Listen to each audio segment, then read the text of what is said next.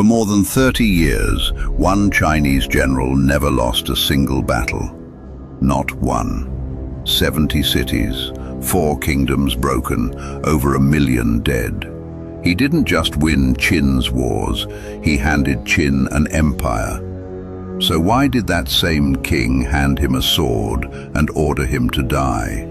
This is the story of Bai Qi, the man they called the human butcher, the most feared general ancient China ever produced, and the one Qin decided it could not let live. To understand the butcher, you first have to understand the machine that built him. This is the Warring States. China, torn into 7 kingdoms, bleeding for 200 years. And the most ruthless of them all was Qin. Qin ran on one brutal idea. War is a business, and heads are the currency. Bring back an enemy's head, and you earned rank, land, a title. A nameless peasant could climb into the nobility if he killed enough men.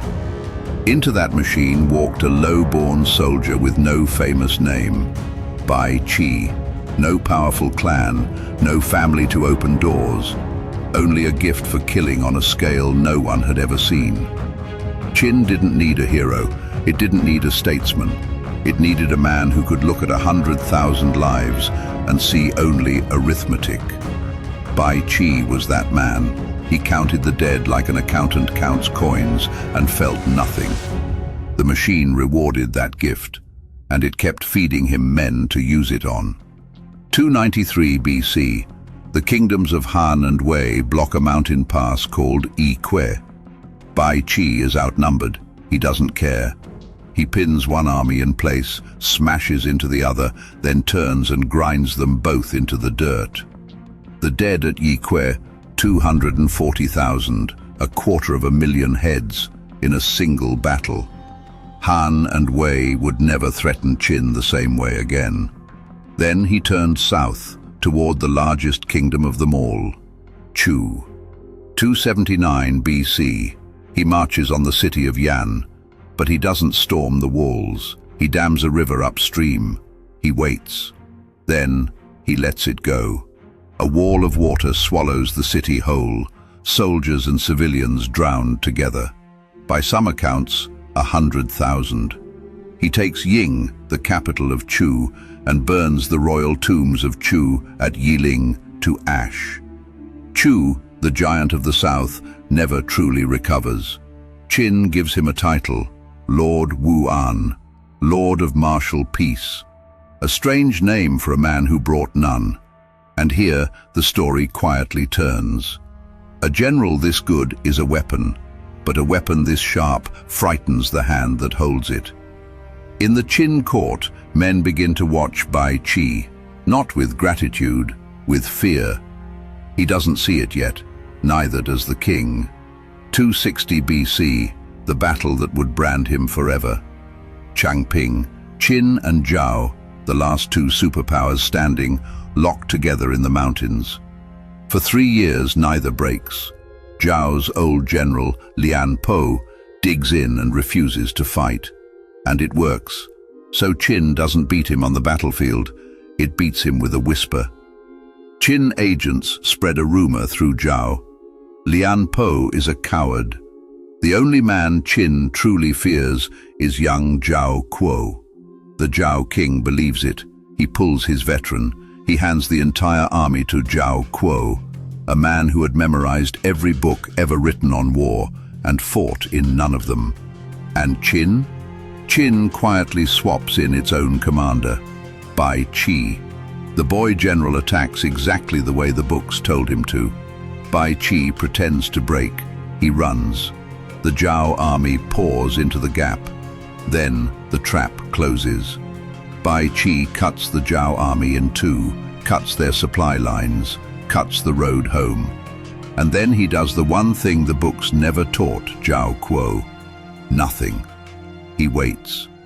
For 46 days, 400,000 men are sealed in the hills with no food. They eat their horses. They eat the dead.